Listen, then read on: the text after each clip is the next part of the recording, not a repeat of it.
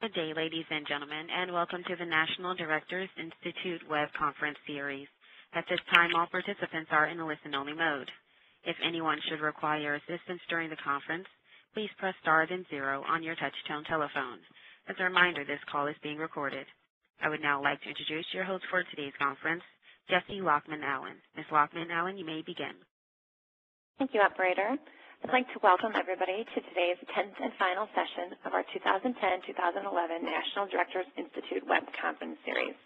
We are in the midst of our 10th annual NDI, and as with our NDIs in years past, we're looking forward to sharing with you the insights, experiences, and best practices on corporate governance issues that we think matter most to you.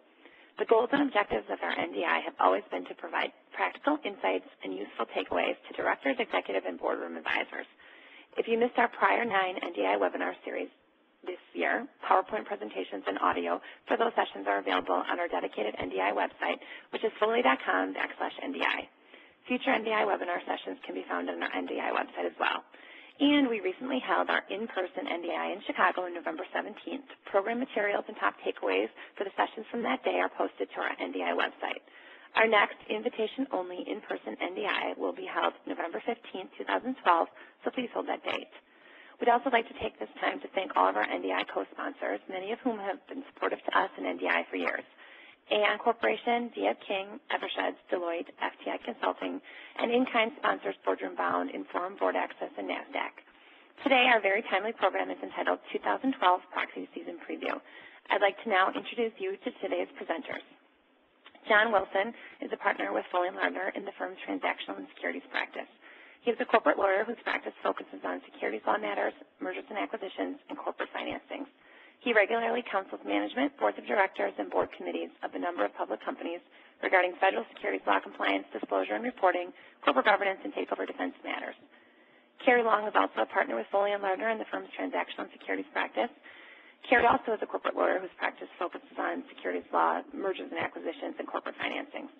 Josh Agan is an associate with Foley & Lardner and is in our employee benefits and executive compensation practice group. Josh also works with the firm's transactional and securities practice. His practice focuses on matters relating to executive compensation. Rick Grubaugh, Senior Vice President at D.F. King, a proxy solicitation firm, is also with us today. Rick primarily advises corporations and shareholders involved in complex shareholder transactions, specializing in corporate control situations such as proxy contests, mergers, and unsolicited tender offers. Before we begin our discussion, just a few housekeeping items. Our conference today will last approximately 1 hour. During this time, you may submit questions via the Q&A tab, which is located on your menu bar at the top of your screen. We'll try to answer any questions at the end of our program, but if we do run out of time, we'll follow up with you individually after the conference. We encourage you to maximize today's PowerPoint to full screen by hitting F5 on your keyboard or from the toolbar menu, selecting View and clicking Full Screen.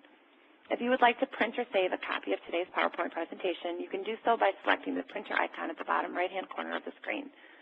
Foley will apply for CLE credit for you after the conference. If you did not supply your CLE information when you registered, please email that to Elizabeth Harris at eharris, Harris, @foley.com. Note that you must log on to both the audio and video portions of the program to obtain CLE credit. And now I will turn the microphone over to my partner, John Wilson, to begin today's presentation. Thanks, Jessie. First, to give an overview of the topics that we'll cover today, we will start with status of Dodd-Frank Act rules applicable to proxy statements. Then we'll turn to say on pay, lessons learned, and best practices coming out of the prior proxy season. And then we'll conclude with what's hot in shareholder proposals, including proxy access, takeover defense, corporate governance matters, political contributions, and environmental and social proposals. And then if we have time at the end, we'll take some Q&A. I would note that also up on our foley.com/NDI site is a PowerPoint that Rick Grubaugh of D.F. King was kind enough to share with us. It contains a lot of information, in particular on shareholder proposals and the votes that there were on them last year, and other important information that you might want to be aware of during proxy season or to look to as a reference. With that, we will move to the status of Dodd-Frank rules applicable to proxy statements. And the good news is there's not much that's applicable for the 2012 proxy season that's new. In fact, at the current time, there's only one new requirement that relates to say-on-pay disclosure in the CD&A of the proxy statement. Companies will need to disclose whether, and if so, how, the company considered the results of the most recent say-on-pay vote in determining compensation policies and decisions, and if so, how that consideration affected the company's executive compensation decisions and policies. Obviously, if a company had a say-on-pay vote last year that was not significantly in favor, and ISS and others are starting to view that as 70% or more, you will need to give some careful thought to this disclosure as to what you have done to improve compensation policies. And we'll get into that more in detail in the say-on-pay section of this presentation. But at the present time, there are no other new SEC disclosure requirements, and not likely to be any others, given the current SEC rulemaking calendar. There are out there rules to be adopted here in December of this year according to the SEC calendar, and those relate to rules that were proposed back in March. The National Securities Exchanges will have to adopt listing standards regarding independence of compensation committee members. In the proposed rules, those were set up to be the same as what is currently applicable to audit committee members. This likely won't be applicable here for this proxy season because even once the SEC final rules come out, the exchanges still need to propose and adopt the actual standards. But you should consider updating your D&O questionnaire to take into account the proposed independent standards. So if that becomes in effect at some point during the next year, you already have the information as to which directors qualify. Similarly, you might want to think about the directors that you're putting up for election. If you don't have sufficient directors that meet that standard, that may impact who you want to put up for election. Also in this same category is additional listing standards regarding compensation committee authority to engage compensation consultants, independent legal counsel, and other advisors, and the funding for and independence of those advisors. But again, those are subject to exchange rules, and so that will take some more time. Also, there are rules to be adopted in December relating to additional disclosure in the proxy statement regarding whether a compensation consultant has been retained, the terms of the engagement and conflicts of interest related to compensation consultants. This will be expanding a little bit on the existing requirement. This was supposed to be in place by July. It hasn't been. The SEC has stated that companies are not required to comply until final rules are adopted. It's an open question, according to the Director of the Division of Corporation Finance, the last time she spoke on it at least, as to whether those will become effective at the same time as the listing exchange standards or whether they might be in effect sooner. Another area that rules won't be in place now, but you should give some thought to if you haven't already, is compensation clawback policies. The SEC calendar says that proposed rules in that area are supposed to be coming out here in December. We'll see if that's actually the case, with final rules to be adopted by June.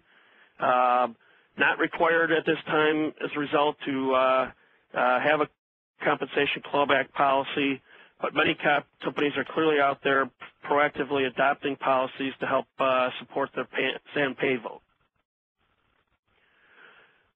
Finally, in this area, and again, these are rules that are supposed to be proposed here in December with final rules in June, and clearly would not be applicable to the proxy statement. You have the relationship between executive compensation and financial performance of the company disclosure, the controversial ratio median employee total compensation versus the CEO total compensation, and there the SEC is still really trying to work through what they're going to do. There have been various proposals to try to make that disclosure easier to calculate, but so far the SEC hasn't come up with a formulation that will work within the statutory framework. And then finally, hedging for employees and directors, again, will not be applicable. With that, I'd like to turn it over to Josh to talk about say-on-pay, lessons learned, and best practices, some things that clearly you do want to take into account for this year's proxy statement. Thanks, John. The first topic I'd like to cover is the results of Say on Pay and Say When on Pay from 2011. And just to define a couple of the terms here, when I'm talking about Say on Pay, of course, I'm referencing the advisory shareholder vote on the compensation paid to named executive officers, as disclosed in the proxy statement that was required by the Dodd-Frank Act for the first time in 2011. By Say When on Pay, I will be referring to the advisory shareholder vote on the frequency of the future Say on Pay votes that was also required for the first time in 2011. So the headline result from 2011 was that shareholders overwhelmingly supported Say on Pay votes at a large majority of companies. Fewer than 50 companies out of the nearly 3,000 that have reported results so far received less than majority shareholder support for their Say on Pay votes. That means less than 2% of companies had Say on Pay votes that did not pass. And the vote margins were also very comfortable for most of the companies that had successful Say on Pay votes. The Say When on Pay votes were a little bit of a different story in that companies didn't get their preferred outcome quite as frequently. Dodd-Frank required that shareholders be given 4 alternatives for Say When on Pay, that the future Say on Pay votes would be held annually, every other year, every third year, or the shareholders could abstain. And although the minority of companies initially recommended triennial votes, shareholders definitely favored annual Say on Pay votes by a wide margin. Something like 81% of the Russell 3000 companies had shareholders express a preference for annual votes, and that was as of June 30th. The withhold vote campaigns against compensation committee members decreased in 2011 compared to 2010. That was consistent with predictions by some observers that the advent of Say on Pay would reduce shareholders' use of withhold vote campaigns to express displeasure over compensation matters. And of course, that's ISS's policy as well too. They'll recommend votes against Say on Pay before they go to withhold vote recommendations against comp committee members. There was undeniably a correlation between negative vote recommendations from proxy advisory services such as ISS and failed Say on Pay votes. Although ISS was not, entirely successful when it recommended no votes in Say on Pay, in that there was a much higher percentage of passage of Say on Pay than ISS recommendations in favor of Say on Pay. A significant number of the companies that received a negative vote recommendation from ISS reacted by seeking either a change in recommendation or to overcome the negative recommendation by directly persuading shareholders. In 2011, there were dozens of companies that filed supplemental proxy materials to address issues that they had with the proxy advisory firm's fact findings or analysis, or just to communicate with shareholders directly the company's disagreement with the recommendations. Several companies went so far as to make substantive changes to their compensation arrangements to address problematic pay practices or pay for performance disconnects in an effort to address the ISS negative vote recommendation.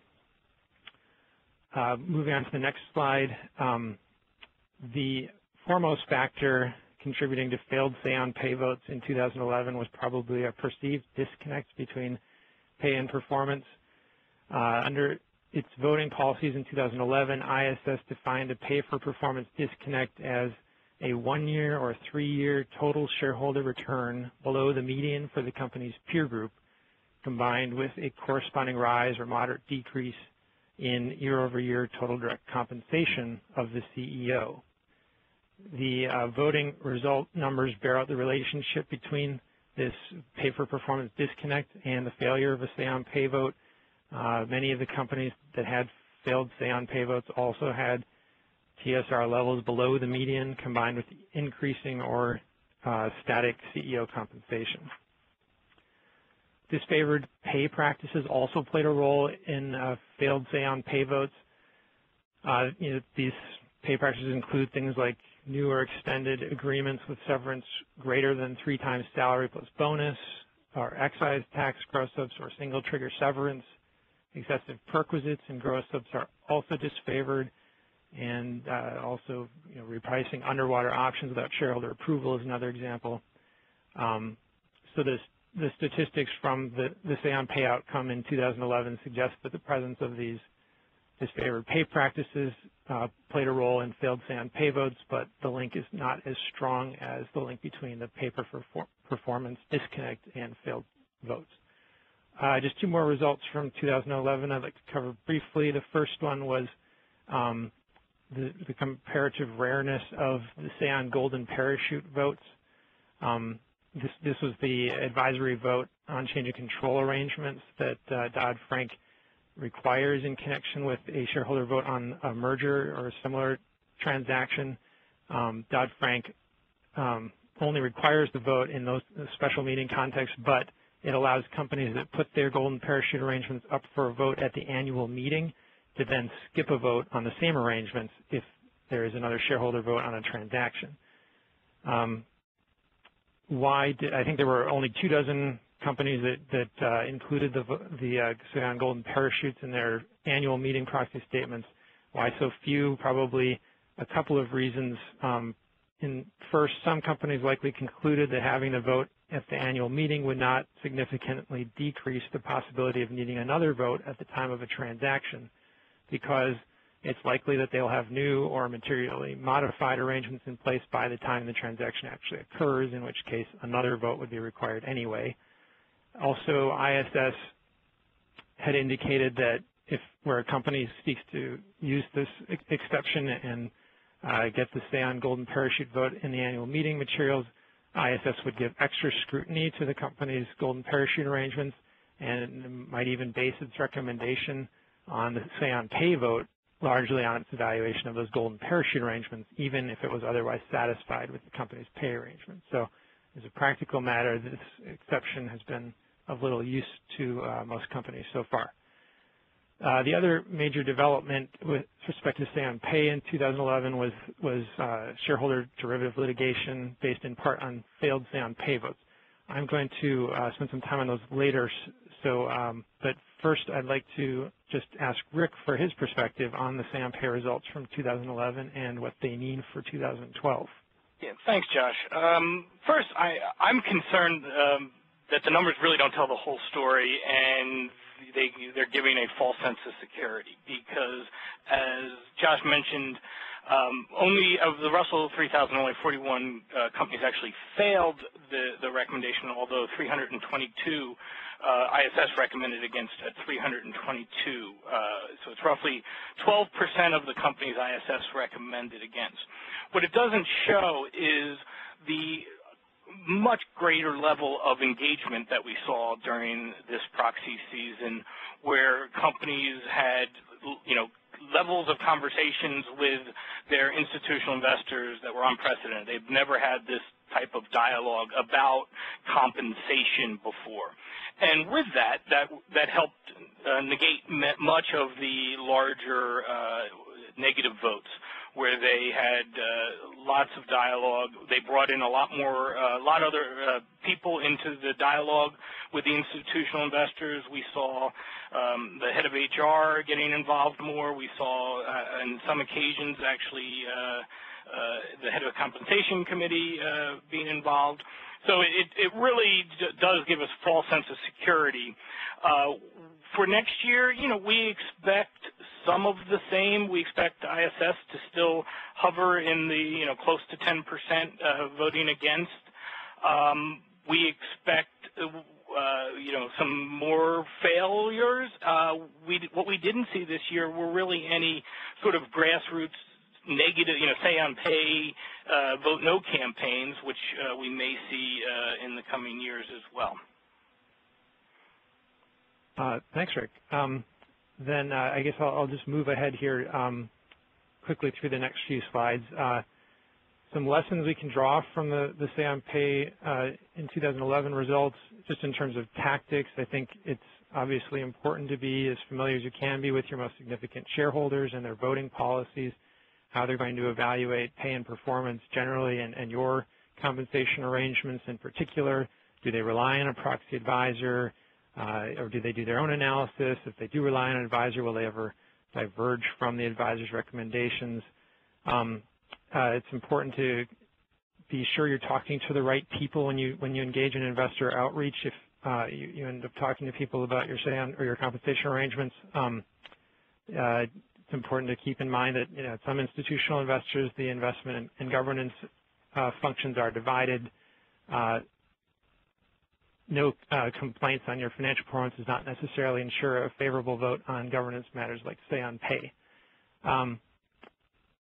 Moving on to the next slide, in terms of disclosure lessons from 2011, the most important aspect obviously is demonstrating pay for performance. Some issues as far as selecting what you want to emphasize in the format of your disclosure. It's important to decide what is meant by pay for performance. It's easy to just say without any detail that you pay for performance, but when you get into the details a little bit, questions come up about how to define pay. So there's two ways you can measure pay: real versus realizable pay versus in this summary compensation table. ISS uses the summary compensation table number when to measure pay. Essentially the summary compensation table number. The problem with that, of course, is that that's really a measure of potential pay because it's got the grant date values in there for equity awards, which may or may not ultimately be realized. Also, ISS and other proxy advisors will measure pay on a relative basis, and so in presenting your pay for performance statistics or arguments, you may want to also include it on a relative basis because that's what people will be considering when they look at ISS's recommendations. How to measure performance. Total shareholder return is, of course, the most common performance measure, and it's expected by some to be the measure that Dodd-Frank requires when the final rules on pay for performance disclosure are out. There's a strong case that will be made for using the same performance measures that you use in your incentive plans. That's perhaps the simplest story to tell about pay for performance, and obviously you can use other performance measures as well. Just one consideration in choosing a performance measure, it may be tempting to use one in any given year that is most favorable, put your company in the most favorable light, but you may be creating precedent in doing that, and people may expect to see that the next year when it's not as favorable to you. Moving on to the next slide, some other lessons include the usefulness of charts and other graphics in demonstrating pay for performance. Graphics can make the executive summaries in CD&A easier to grasp, and they can be very persuasive. Keep in mind that you want to keep things brief, and unnecessary graphics can add a lot of length. Location of the proxy statement, obviously include your best graph in your executive summary and probably also in the disclosure that accompanies the actual say-on-pay proposal, so that if someone looks at only one of those sections, they will not miss that key picture. Another consideration is workable precedent. I touched on this earlier, but if you want to try to be consistent from year to year, you might want to think about that in setting up your graphs. Keep in mind SEC requirements that your financial measures need to be presented in accordance with GAAP, or if you use a non-GAAP measure, you need to reconcile it. And that includes Reg G and Item 10E disclosure, not just a reconciliation to your financial statements. That's a different rule than if you're presenting your target performance levels. You only need to reconcile your non-GAAP target performance levels to your financial statements, but there's some additional disclosure required if you're using non-GAAP measures for other purposes.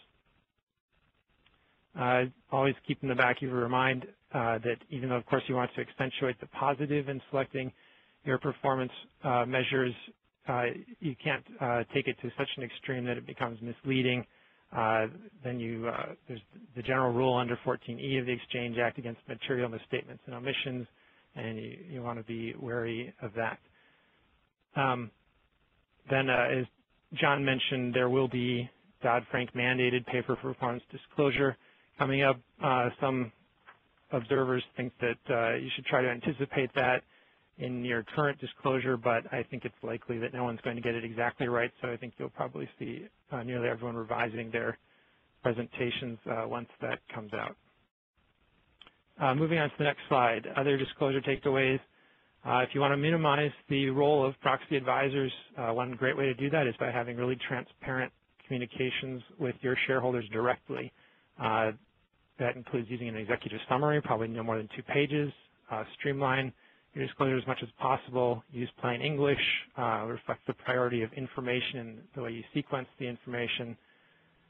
Process considerations, obviously start early and analyze your vote from the first year. Try to dig down into which shareholders voted no and why, and a proxy solicitor can, of course, be very helpful in doing that.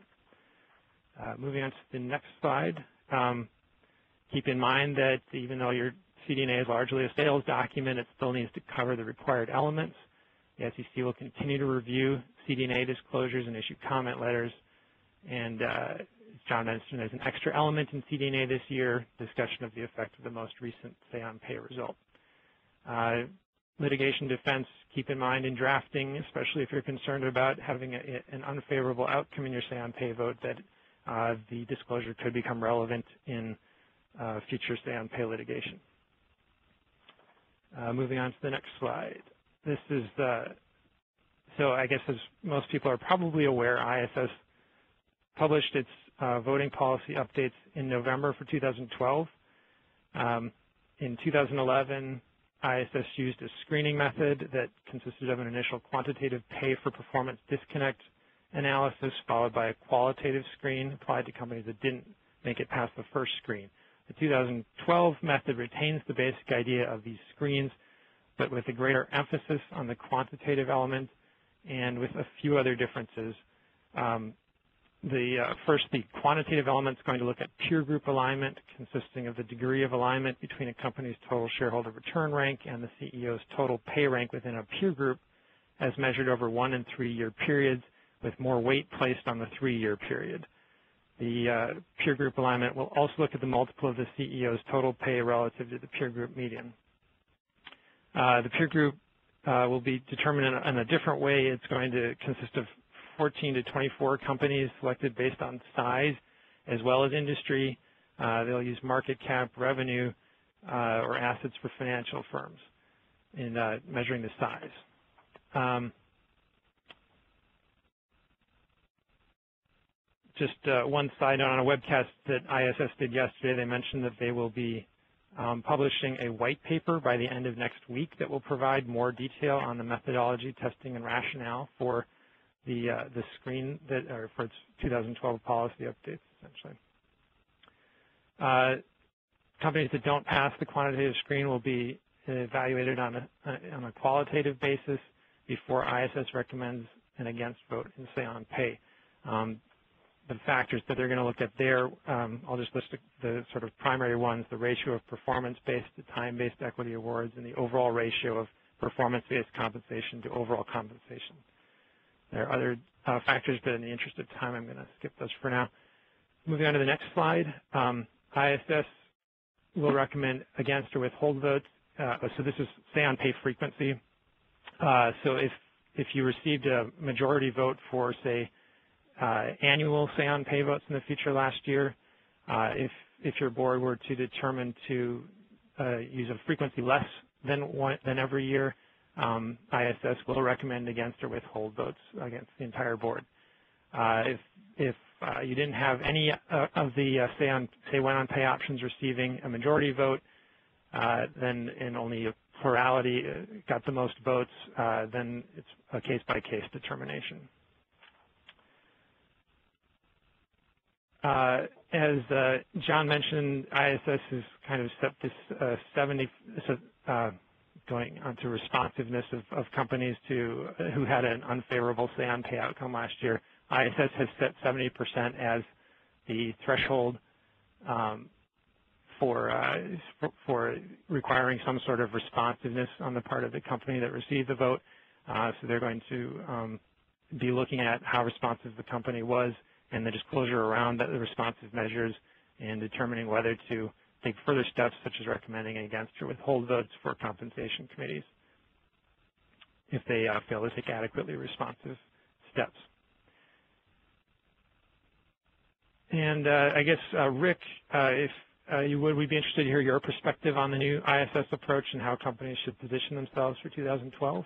Yeah, thanks, Josh. Now that we have this magical 70% threshold number, it is imperative for the issuers to really enter into engagement like they probably have never done before. One of the things, and engagement does not mean engaging ISS. ISS does not want to hear from issuers and try to satisfy your compensation concerns just by talking to ISS. They want to hear that you've already have had discussions with your top shareholders about your compensation philosophy, and then you can reach back to ISS to discuss it. And then the disclosure of that engagement is also going to be critical, that we're going to need to see in this next year's proxy. As I think was mentioned earlier in the session, is we've seen a significant shift, a downward trend in withhold votes over the last really 3 years. This is for the S&P 500. We've seen in 2009 it was 407 directors withheld. Last year it was 240, and so far this year it is 119. So this is working to reduce the withhold recommendations. However, we could easily see an upshift in that if the institutional investors in ISS did not feel that they've been adequately addressed. So I think the key here is it is time to reach out and have discussions with your top holders, and sometimes these are very difficult discussions and different discussions, because if the main contact with some of the institutional investors is just the CEO, sometimes that is not the right way to engage with these investors. So that's something to be mindful of when you are conducting your outreach program. Thanks.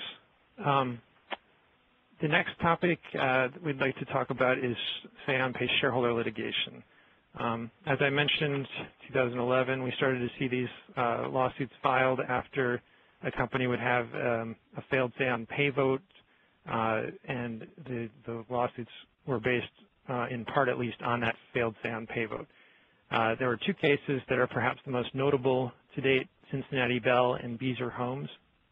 Let's talk about them each briefly. First, in Cincinnati Bell, the suit alleged breaches of fiduciary duty and loyalty by the board and officers, aiding and abetting by compensation consultants, and unjust enrichment of the named executive officers.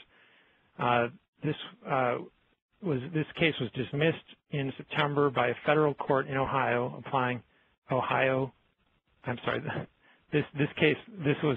federal court denied the defendant's motion to dismiss this suit in September, applying Ohio law.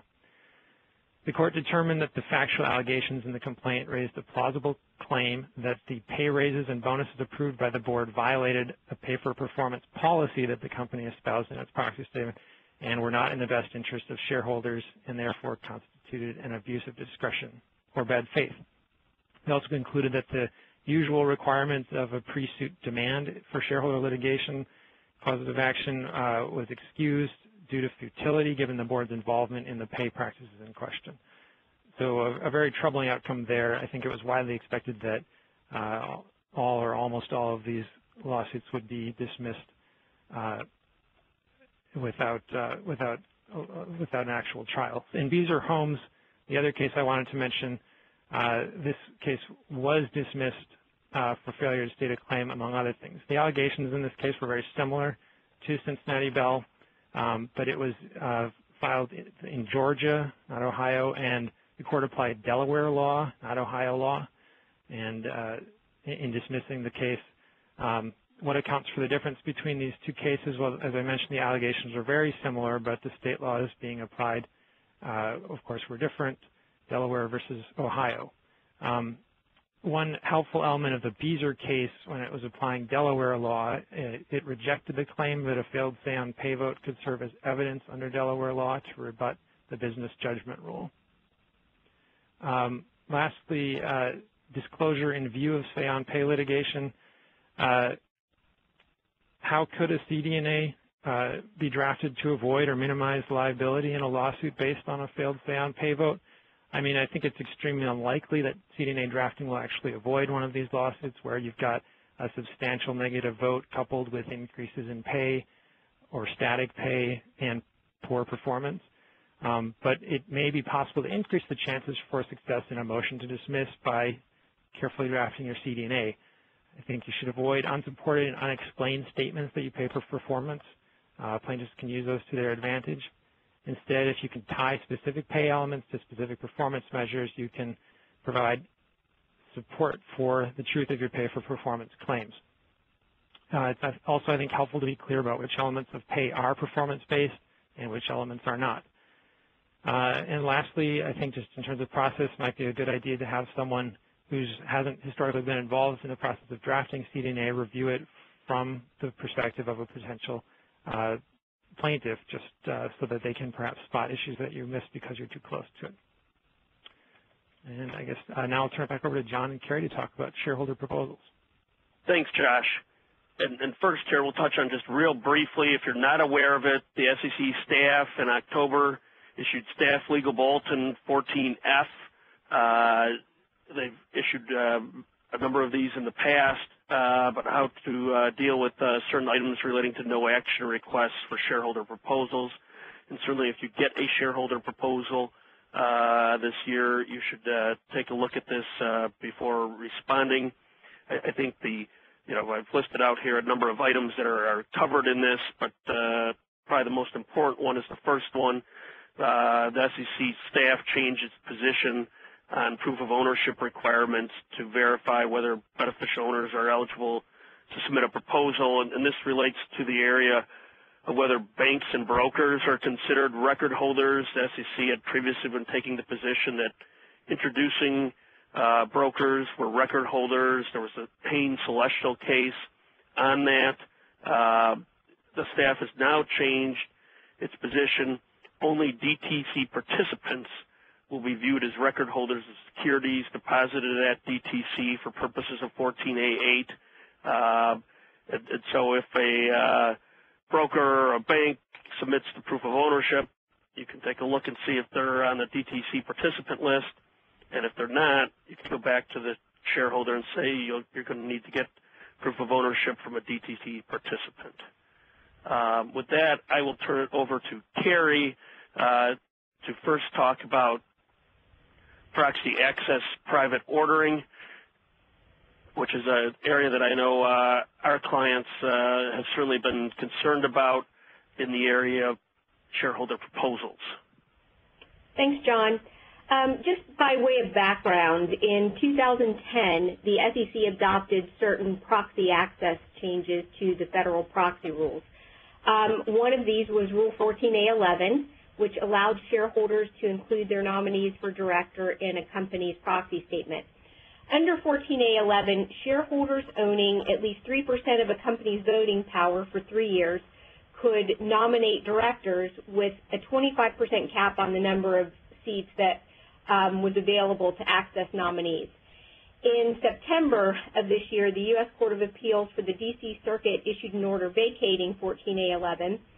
The SEC had previously imposed a stay on amendments to Rule 14A8 pending the outcome of that litigation. That stay expired, and the SEC issued a release providing that the effective date for the amendments to Rule 14A8 would be September 20th of 2011.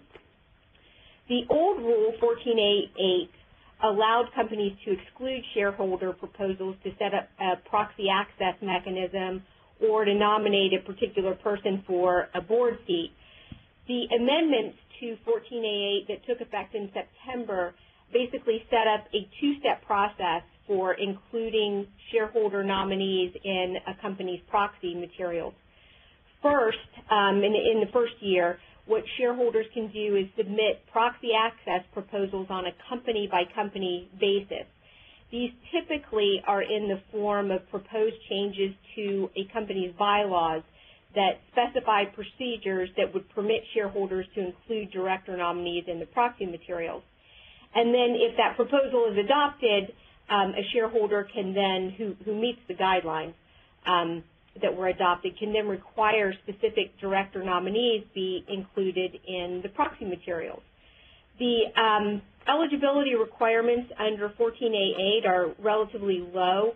It only requires a shareholder own $2,000 of the company's stock for a year, and then you have to meet certain technical requirements if you're not a holder of record. As a result of the 14A8 amendments, we expect to see proxy access proposals on a company-by-company basis for the 2012 meeting season. So far, investors have announced approximately 11 access proposals for 2012. One of the first issues is whether these proposals will be binding or advisory. A binding bylaw proposal is one that actually amends the company's bylaws if it's approved by shareholders, as compared to a precatory or advisory proposal which requests that the board take an action to amend the bylaws to implement requirements for shareholder nominees. Most of the proposals for the proxy access this year are expected to be advisory, and the ones that we recently saw filed earlier this week were all advisory.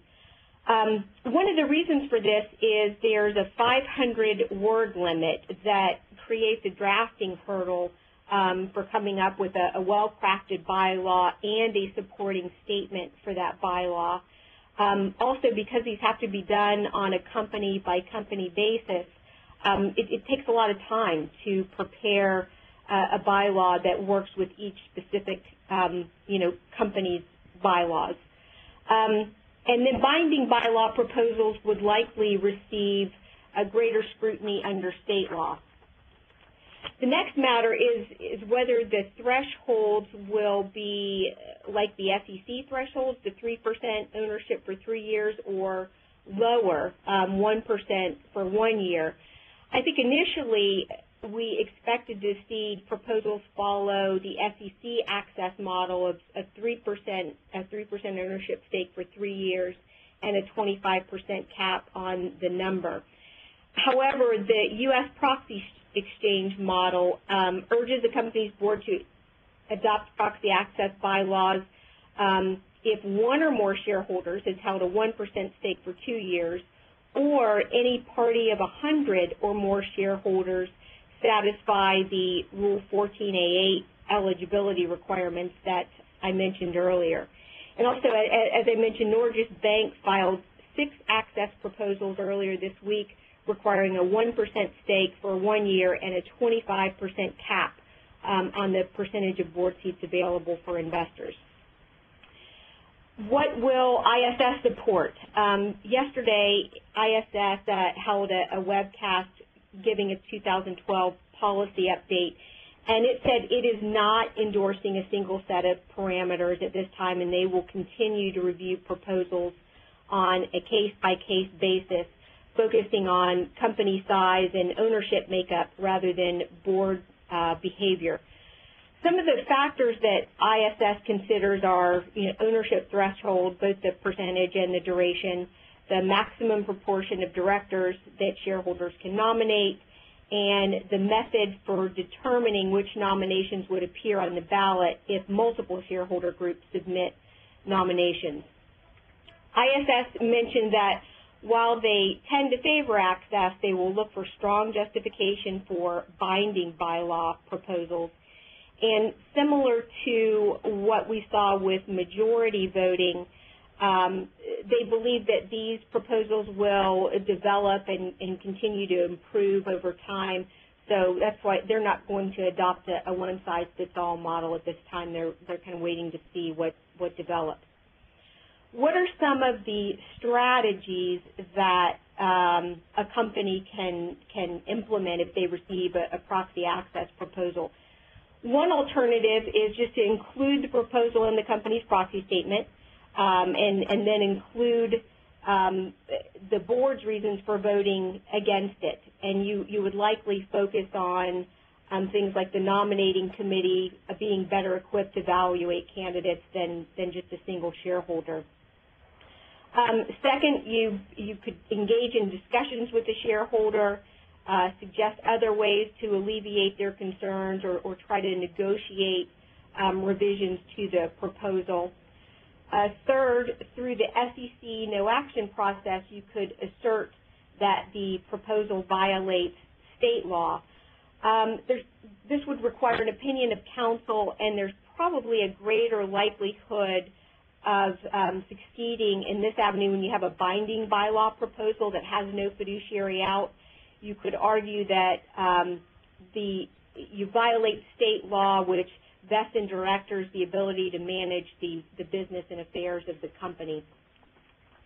And then finally, through the no-action process, you could either propose the company's own proxy access model and develop your own ownership requirements and take the position with the SEC that the no-action, that the shareholder proposal conflicts with the company's proposal, or go ahead and adopt proxy access bylaws proactively, and then through the no-action process, you would take the position that the shareholder proposal has been substantially implemented.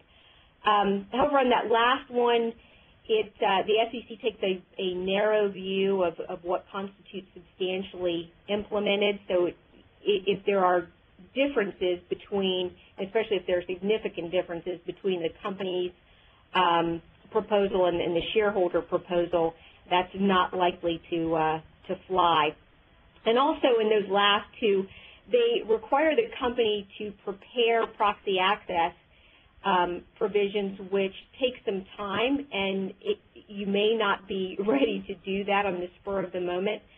So in that case, a company might want to start considering, now what its proxy access provision would look like.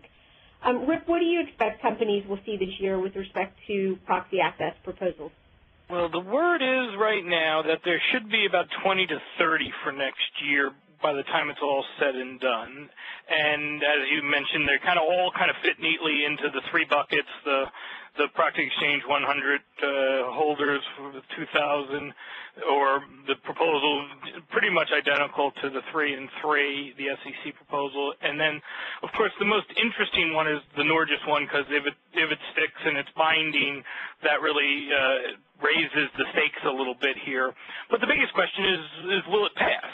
Okay, and we've got some historical guidance on this. That we saw this proposal several years ago at both HP and United Health, and both of these proposals, these were 3 and 3, 3% 3 years, received significant support, but in the low 40s, okay? So the 1% for 1 year, it's highly unlikely that it's going to receive that much traction. Okay, the major institutions did not support even the 3 and 3. Several of the major institutions are on record with comments on the proxy access when the SEC was originally proposing it, saying that 5% is an appropriate number. So I don't think we're going to see a 1% proposal get that much traction. So that said, I certainly wouldn't recommend engaging and or putting up a conflicting proposal at this point. Although there's no historical data on this, I would not recommend it putting it up. But I think time will tell, and whether or not, if these move to over the years, just a special meeting has moved, if this moves to a 5% in 3 years, you may get some support from the major institutional holders, and at that point, companies may be well served to put up a conflicting proposal with some more parameters in it. Thanks, Rick. Next, we're going to cover probably the top 10 proposals that were submitted in the 2011 proxy season. Many of these related to takeover defenses. First, eliminating a classified board, average probably greater than 70% support, which is significantly greater, I think, than what we saw in prior years. If the board decides that it will declassify, there are also several timing alternatives for it to consider. For example, whether it would do that immediately or eliminate, say, one class per year. The ability to act by written consent got a lot of attention recently. The number of proposals doubled from 2010 to 2011. However, support, I think, was slightly down for the written consent proposals in 2011. The ability to call a special meeting in 2010, all of these proposals were at the 10% level, and they garnered approximately 43% at average support level. In 2011, we saw more proposals at the 15% level, and those seem to be more popular, garnering average support of 46%. Also, in 2011, a handful of companies required that in order to call a special meeting, a shareholder had to hold the requisite percentage threshold in a net long position. And this prevents shareholders from borrowing shares from another shareholder in order to satisfy the ownership requirements. In ISS's recent policy survey, they indicated that such a that both investors and companies didn't see that kind of requirement as not being responsive to the proposal by the board. And then finally, eliminating supermajority provisions. While the average support level dropped in 2011, those still, I think, received around 57% support. Then some other governance proposals were majority voting. That was still by far the most common proposal in the 2011 season. At this point, approximately 75% of S&P 500 companies have adopted majority voting in some form. However, most of the small and mid-cap companies continue to have plurality voting. An independent board chairman received a low level of support. I think only 3 of those proposals in 2011 received majority support. And proposals for officer succession planning also received low levels of support. And then finally, I thought I would mention exclusive venue. It's a company proposal that ISS commented on yesterday that it is seeing from companies primarily incorporated in Delaware, where the company would provide in its governing documents that it must be sued in its jurisdiction of incorporation. ISS indicated yesterday that they would review those on a case-by-case basis, and one of their primary considerations is going to be whether or not the company discloses material harm that has been caused by shareholder litigation outside the company's jurisdiction of incorporation, and then they will otherwise look at whether the company has good governance practices. Rick, what are your thoughts as to what the outcome of one of these proposals would be for a company? Okay, I'll just go through them real quickly. I mean, the Eliminate Classified Board, this argument is long over, and it is almost hard-coded into all the major institutional investors' guidelines, so you have limited chance if you've got a heavy institutional base. The act by written consent proposal is a little more interesting. The reason that dropped a little bit is investors are starting to take both the written consent and the ability to act or to call a special meeting. They're starting to take those together, and they believe that shareholders need the ability to act at some point during the year, not just at the annual meeting, and they're willing to have a little bit more engagement with companies that have a robust special meeting provision if they get a written consent.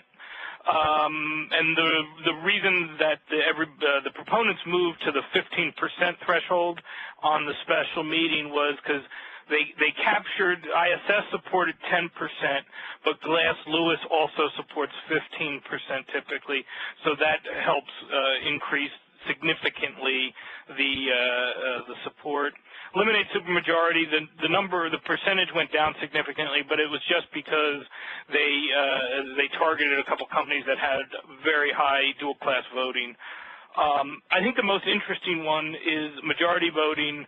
More and more investors are taking into account if you do have a good director resignation policy. So that proposal has been defeated by a number of others. But I think the ones that don't get support or don't pass, I don't say don't get support, the independent board chair and officer succession planning, they get 33 and 27%.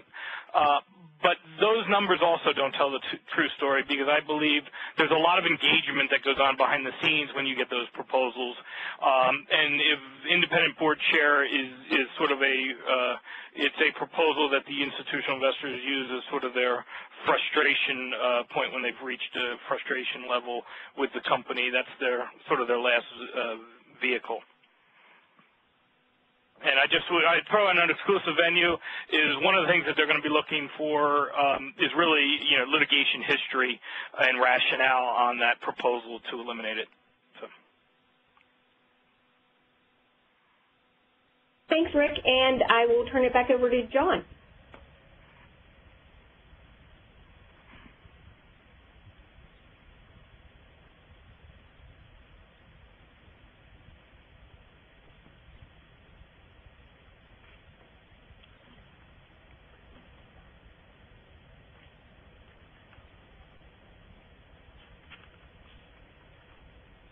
John, I believe you may be on mute. I am on. One proposal here that I wanted to cover that we don't have a slide for because we thought it was done was auditor rotation proposals. A couple of the labor unions had submitted proposals requiring companies to rotate their audit firms every 7 years. And the SEC had been issuing no action rulings permitting the exclusion of those proposals that they relate to a company's ordinary business. However, today ISS put something out that the Carpenters Union is asking the SEC staff to reconsider its decisions in that area, and so we'll see if that becomes a proposal that companies have to deal with or not. Turning to political contributions, this has been an area that has had heightened attention after the U.S. Supreme Court Citizens United decision in 2010. With the election coming up, it will increase more, as it also had with the last election. This was the second most common proposal submitted for 2011 meetings. These are proposals that request reports and policies on corporate political spending activity, including through trade associations. These typically get about 26% support, but it's also important to note that there were 71 of these submitted last year and only 43 voted on. A lot of companies will negotiate with the proponents to adopt some slightly slimmed down version of policies and making public reports. Turning to the area of environmental and social proposals, I think this is similar to the political contributions report proposals. If you get one of these, you need to decide whether you want to fight it or negotiate as opposed to putting it into the proxy statement.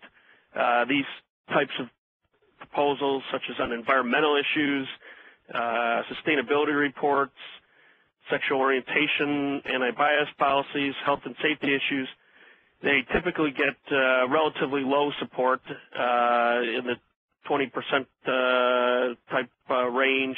But again, the experience here with some of these show, for example, sexual orientation policies, 28 proposals submitted last year, but only 9 voted on.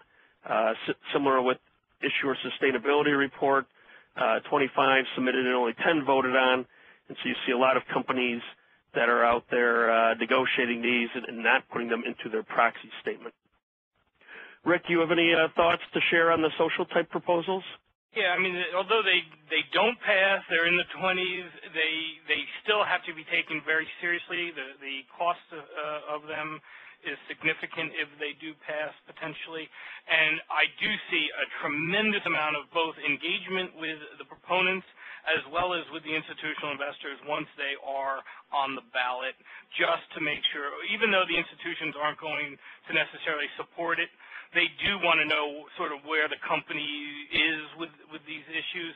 So I don't recommend discounting them and don't believe that you don't need to address them directly with your institutional investors.